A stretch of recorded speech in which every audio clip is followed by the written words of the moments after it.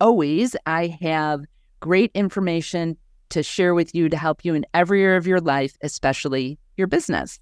And today we're really going to be talking about how to build stronger client relationships. And I know you know, but this is so important. And I think that advisors don't always think about how to be a little bit more deliberate with this.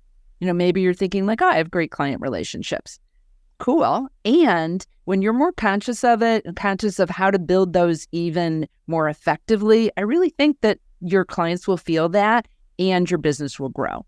And today we have such a wonderful guest, and she's a new friend of mine. We met through another referral, but really kind of met on LinkedIn, which I love how my network is expanding that way.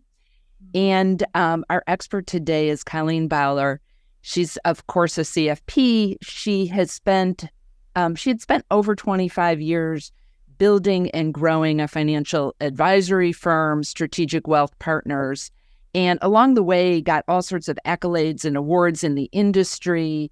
And what I love is that in her bio, she actually said that what she feels is one of her greatest successes is the impact she's made on her clients and her team. And she, of course, worked with hundreds of individuals. She also had a succession plan and over 3 years was able to successfully execute that. And as we know, that's A, not easy to do, and B, I just saw a statistic, some huge percentage of advisors are going to be retiring and have no succession plan. So that's not what we're talking about on this show. Maybe we'll bring Colleen back to talk about that on another show. Cool thing that she's working on now is since 2020, she's been working with Jeannie Hurlburt, PhD, and they've created these amazing assessments and surveys that you can use as an advisor to better understand your clients, prospects, and expand the conversations that you have with them. So I'm sure we'll get into talking more about that. And another cool thing in her bio is she was a coach for Strategic Coach. And are you still a coach with Strategic? Still a coach, yeah. She's still a coach. And anyone in this industry knows how wonderful that program is and how effective, whether you've been in it or not, you've heard about it and know people that have and had great results. So, Colleen, yay, thank you for being here. So exciting. I'm so excited. Having met you, I can't wait for the conversation. Cool. So let's dig right in and talk about, how would you recommend that advisors grow beyond like the traditional way they work with their clients in the financial discussions that they traditionally have to create even deeper, more impactful relationships with their clients? I think one of the biggest things, and I've spoken with advisors for years, having been one for over 25 years and gotten to go to a lot of great events and spoken at events, is really it's in the questions that we're asking. The people that are watching this, I believe, are really good at what they do. People are coming to the advisors having gotten a referral or having checked out every piece of social media that you have now. They know coming in. They expect you to be really good at what you do. The question is, are you really good? And can you demonstrate how much you really care about them and their families? And I believe that is in the questions. So in your experience with it, did you just develop questions over time? Are there certain ones that you found were very helpful? And because you speak to so many advisors in your industry conferences, do you find that the questions need to be customized for the advisors so they sound authentic, or you think there's some that really work for all advisors? So early in my career, and I started in the middle of a divorce with a sick 3-year-old. I made $14,000 the first year. So, selling it with $500 million of assets under management and having these incredible clients, that long journey was really paying attention and learning to other people like you and other advisors in the industry to see what they are doing. The education piece, the CFP, all of that, I think that is critical. But simple things like, I think it was probably 5 years in, I realized that I was coming into the meeting with my agenda or our team's agenda for our client. And this was a stupid thing, but the client had a plumbing issue. And they really didn't care what my agenda was. They cared that I could figure out who the plumber was that could help them. And literally right there, we got the plumber that was going to meet them at their house. And then they could calm down and actually be present at the meeting. So from that meeting, the first thing on every agenda that we did over the years said questions, comments, and concerns. People could, advisors could change that up however they want, but questions, comments, and concerns, they know coming into the meeting that that's the first thing on the agenda. And sometimes we never get to the rest, but they come in knowing that it's all about them instead of all about us and our numbers and, whatever, all the things that we want to talk about, whether it's life insurance or long-term care. We did full planning. So we want to make sure that they understand it's about them. And to me, that creates that partnership, that collaboration. I am so impressed that it only took you 5 years to figure that out, because the advisors I talk to, and many of them that I work with, have been in business 20 years or more. That is revolutionary to think about co-creating an agenda with a client. They're like, because we have this feeling as advisors, or I did when I was an advisor, they were supposed to be there to advise. And yes, of course, clients come to you for that, but sometimes you're really just there, and it sounds like you're naturally really good at this, to listen and figure out how you can help them in any way. I think that's really, and back then, really revolutionary. So I hope that you realize, and you probably do because you've talked to so many advisors, how so far ahead of the curve you were back then and still are. Yeah, I don't know about that, but I love your conversation about co-creating, because that's really, in all the new information, if any advisor's reading anything, especially younger clients, they are wanting coaches, they are wanting collaborators. It's no longer, I know you don't know. We know you used to come in with all of your expertise and why I'm so good. They know whether or not you're good or not. What they want to know is, are you someone they want to work with? And do you care about their family? And do you care about finding a plumber, and helping them? So what are some other ways you can evidence to clients besides saying, like, I care about my clients? Because somehow when you say that, that's like when years ago, when I was with this financial services firm, my broker dealer had me in a video, and they had me saying, I am a trusted advisor. And I couldn't say it with a straight face. I kept laughing. And the videographer was like, stop laughing. I'm like, this is so stupid. I would never say, I am a trusted advisor. That is, like when we say that, people are like, aren't you saying I have that? integrity. I have integrity.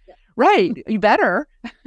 So what are some ways that you evidence that you really cared about your clients? Are there other questions you asked, or is there some other thing that you and your team did so people really felt that you cared, not just kind of intellectually got it? Well, I think, Ellen, over the years of asking questions, comments, and concerns, you start developing your own library, so to speak, of what your right fit client, what their issues are, what their concerns are, what's most important to them. And so really those mindsets, like wellness, if advisors don't know, average weight gain during COVID was 29 pounds. Mm. When that is an issue, when health is an issue, when someone has an issue with that, that takes a lot of energy away from their planning, or it could put energy towards their planning.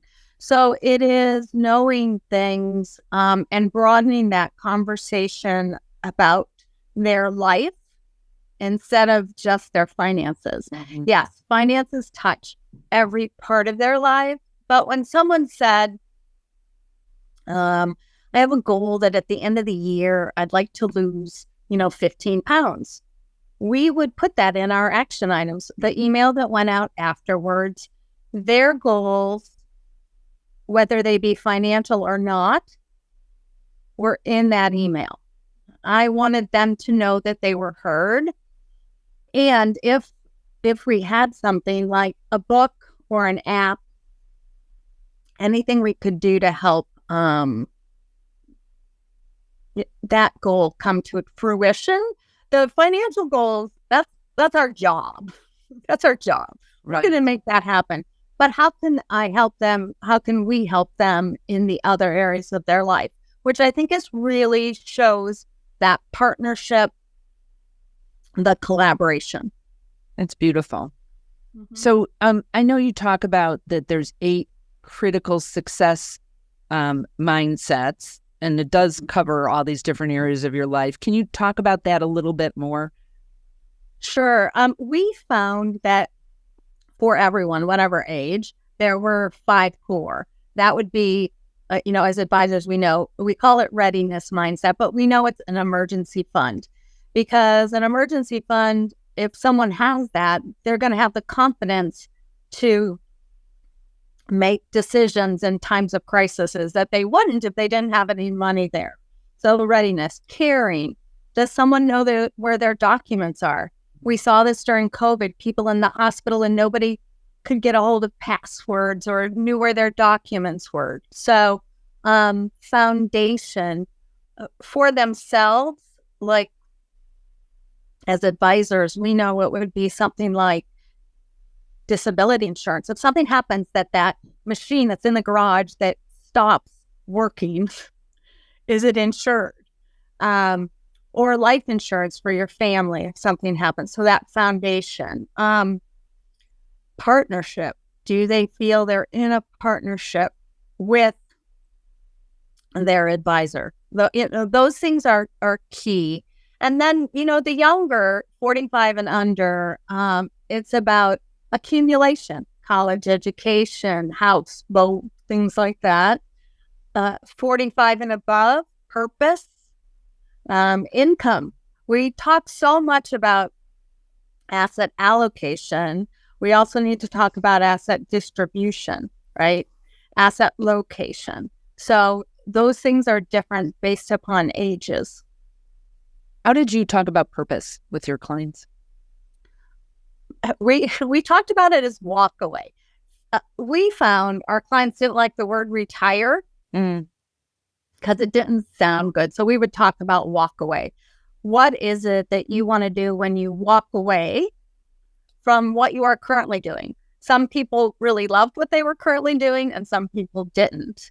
But what we found as clients walked away, and once again, all those years of working with them, if they didn't have a purpose, something in mind for when they did walk away, it made that so much more difficult. They didn't have to know exactly what it is they wanted to do, but to start having that conversation. Yeah, I remember when I was working with people that went from income accumulation or from asset accumulation to income distribution. That was such a big transition for people, so stressful. And I had a couple of women that I worked with that just kept working because they didn't have a vision, and they had plenty of money. It wasn't a financial, and they weren't really working because they still loved it. It was because they didn't know what they would do next, and they were kind of really successful in their businesses. And I was smiling inside when you said walk away, because when I sold my firm and people would say, "Oh, Ellen, you're retired." I get so defensive. First of all, I'm not retired. I had another thing I was doing, and I saw myself, I'm like, "Oh, I'm retired." Really, it pushed a button in me. So I'm glad I wasn't the only one. And yes. So that's really interesting. I also love the way that you've given terms to these things that land and resonate with people and show something broader than just the numbers part of it: readiness, caring, foundation, partnership. And it sounds like it's a real system, which it was. I don't mean it just sounds like that it was part of your process. Yeah. Yes. Yeah. And so, it is such a competitive landscape for advisors now. If you pre-COVID, it felt like, there was competition from robo-advisors or, other professionals that say they're advisors. But it was also mostly in your area that you felt like there was competition. Now that everybody's comfortable on video, when people call me and ask for a referral for advisors, I still get asked a lot. Either I'm working with them in some other way or they just call me. I always ask, do you care where they live? And nobody cares. Yeah, they don't care if they're in a different part of the country. So the competition, if you want to call it that, has just expanded. So what are some ways you think are important for advisors to set themselves apart from other people that are advisors or say they are? For one thing, I would really support them in appreciating that there isn't competition, that truly they're really good financial advisors that care, that ask these questions. They're fewer than we wish there would be. And that the competition really is the experiences their clients are having. Like when their experience at Neiman's or their experience at a really nice hotel, their experience at being taken care of or not. So I think that's the competition that we as advisors or advisors need to pay attention to.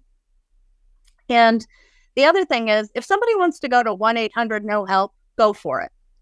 That's probably not the client of anybody that's listening, right? 1-800-NO-HELP, happy to.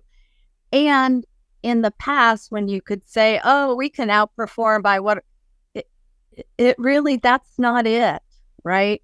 The distinguishing factor is, what are you doing as an advisor, for changing? And that sounds odd, but if you're still doing the same annual review that you did 5 years ago, clients see that. If we're not upping our game regularly, and that's that education piece, those are the things, but just changing our agendas, changing the experience in the Zoom, changing the experience. There are a bunch of people that still like to go to people's offices. So what are we doing to do that? I think that's really important. This little assessment that we're doing, it's not little, I shouldn't say. I was going to stop you from saying that. I'm glad you caught yourself. Thank you. It's 5 minutes. It is something that advisors are doing to help open up that conversation quickly about all these different mindsets. It takes 5 minutes, and it's on the advisor site. It changes their process. And some advisors are like, I don't want to change my process. And my coaching to them is always, it's a really good thing to change your process. If we haven't changed it in the last year or the last 2 years, we're leaving clients behind because they're changing. And so what are advisors doing to change? So let's talk more about the assessment, and then I want to come back and talk about experience because I think it all ties in. But so the assessment that you and Jeannie have created, which is patent pending, which I think is really interesting as well. Is this something that advisors give to just prospects they haven't met with? You said, no, it's for clients too. Just talk a little bit more about how it works and how advisors can use this to build relationships with clients and prospects. So with prospects, it's on our 8 mindsets, whether they're 45 or under or above 45, 2 different needs at that time. And on a scale of 1 to 12, always we want to make sure we have room for growth. The prospect or client would go to the advisor site, and it's all private labeled for them, and it's 5 minutes, and they pick 1 through 12. Where are they now? in 8 core mindsets. And there's little questions that they answer and tells them, and they pick. It takes about 5 minutes. And then there is a report that's given, once again, from the advisor's site. The advisor gets the actual report, and it gives them action items right away. I think there's nothing more frustrating than taking one of those assessments and saying, this is where you are, and this is where you want to be in your future, and contact so-and-so, right? You can't take action. People want to take action now. So we purposely gave about 8 action items for each mindset. So the advisor can integrate and say, wait a minute, 8 is way too many. Let's focus on 1 or 2 that you want to get done in the next, 6 months or a year or whatever it is. So it's very interactive with the advisor. And then are advisors giving this to existing clients? And is there any hesitation that they're worried their clients are going to be like, why haven't we talked about this before? I could see an advisor being like, I don't want to do that because they'll realize we never talked about, readiness, or I don't know which one it would be. Sure. That can be a concern. What we really say is, people love it when we're expanding our firm, whether it's the services or the people in the firm. And we coach them to say, we're expanding our services, and we'd love for you to take this quick 5-minute assessment on 8 core mindsets. And then we're going to be able to talk about it once it's done or at the next meeting. And it's actually now part of annual review process because let's take wellness. And in 2021, someone was on a scale of 1 to 10. Maybe they were an 8 right now and they want to be a 12. And a year later, they're a 6. They've dropped down. None of us really stay consistent in everything. It's kind of hard. So it really supports the advisor in finding out quickly what's really on their mind, their prospect or client's mind. That's cool. I also love that you go to 12. I used to, some of the teaching I do, I'll have people look at scale from 0 to 10 and say no 7s, which is something I learned because that's like a cheaty number. But if you do to 12, then people are like, they don't even know what the cheat number is because we're so used to going till 10. Right. It's great. And a lot of people want to go, well, why isn't it just 1 to 4? Well, 1 to 4 doesn't really allow for a lot of growth. And that's the growth in the conversation, the growth in the partnership, the growth to see where you are. And the other thing it does for prospects, it says, where are you now? Where do you want to be in your future? If someone only wants to be a 6 on a scale of 1 to 12 in their future on wellness, on emergency, on foundation, on caring, is that really a client that you want to have? Mm-hmm. And that could be a good conversation because right fit clients are so important that as an advisor has, that it's a really good fit. For sure.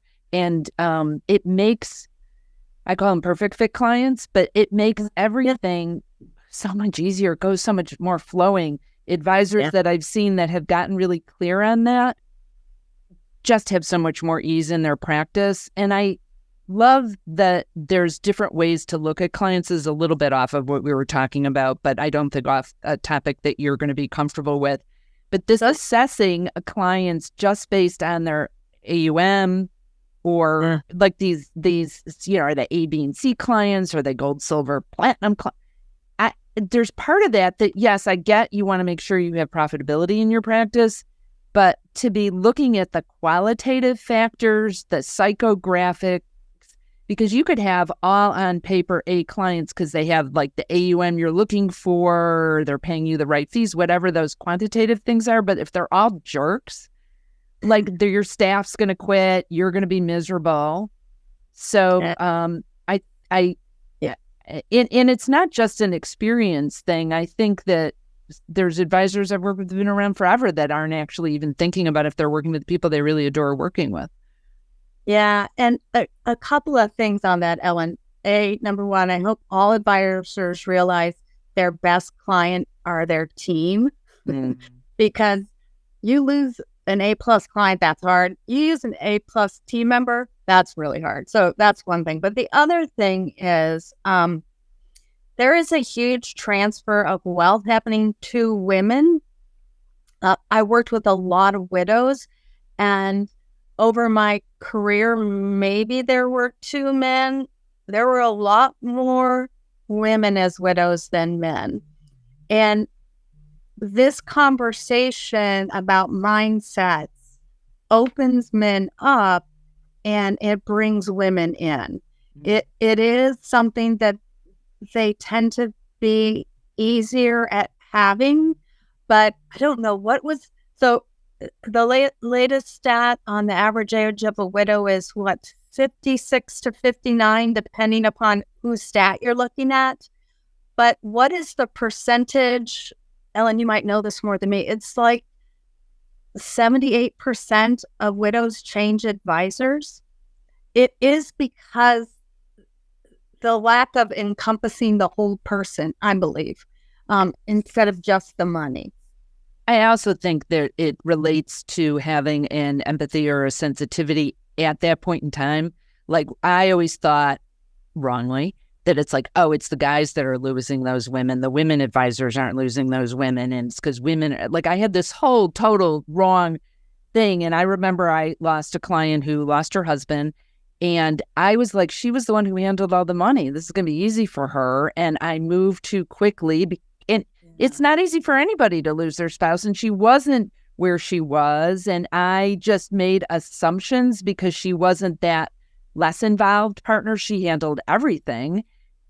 So it's really an important thing for every advisor to assess, like, how good of a job are you really doing then?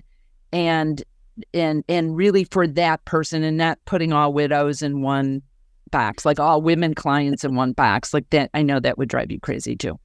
No, but that's a really, really good point, because we all have blind spots. And thank you for sharing that, because we all do. We all have blind spots. And so, hopefully something like the passport or the assessments will help everyone do that. The other thing is that multi-generation, we were very successful at working with multi-generations, because the 25, 30, 40-year-olds, they can do the assessments, and it creates another relationship. And hopefully we tried to keep them with younger advisors on the team instead of people like me, because I was more their parents' age. Yeah, and I love that you had a team of all different ages too, so that your clients could see there is a succession plan and that they can be with your firm for a very long period of time. And it's something for advisors to also maybe push them a little bit more to have that plan, so that there's people following behind them, so their clients are well taken care of for a very long time. Yes. Because succession is like dating. It doesn't happen the first time. A discussion for another show, for sure. Yes. Colleen, thank you so much. I'm so glad that I know you and you've come into my life. I feel like we've become virtual friends very quickly, and I get to meet you in person soon when you're going to be in Chicago, and we may be out in California together for some other event. And I want to make sure people know how to find out about your assessments and more about you. Where should they go if they want to learn more about you and the work that you're doing? So LinkedIn is C&J Innovations, and my LinkedIn, Colleen Bowler, CFP, or our website, cnjinnovations.com. Yeah, great. And then are there also ways that advisors can experience your assessments, or is that they should reach out to you individually? Or they can reach out individually, or they can go just to the website and click on the links and do it themselves. It's a great thing to experience. We've yet to have an advisor say that, oh, I think there's something in there that I should do myself. Just little things that we all forget. And it's great to have the individual do it either as themselves or as they believe a prospect or client would. Yeah. Well, that happened to me when I did the passport. I'm like, I feel really good on most of this stuff, but we haven't really had a conversation with our kids about where our documents are and how our estate plan works. So, and now you're reminding me about that again. Okay. So that is on my... I'll follow up with you on that. Please do. Please do. Great. So thank you so much. I'm so honored to have you on and grateful for you to... Excuse me. I'm so honored to have you on and grateful to have you sharing this really important information with the viewers and listeners. Thank you, Colleen. Thank you, Ellen. You're just such a gift to the industry. I really appreciate it. Appreciate you. Thank you. You're sweet. And I appreciate each and every one of you listening and watching this. Again, my name is Ellen Rogin, and you can find out more about me at ellenrogin.com. And if you go to ellenrogin.com/horse's mouth, you can download my special report about what extraordinary advisors know that others don't. And I'm going to do a little bit of a selfless plug here. In the next couple of weeks, my book, and this is the draft version, so it won't have a line across it, but my next book, Messages for Money, is going to be out in the world. We have a little bit of early reviews. It's already ranked number one in new releases in personal finance books, and we haven't even officially launched yet. So shameless plug. And thank you all for being here. My question to ask today is how are you building a deeper relationship with your clients? And remember, be great and create great every single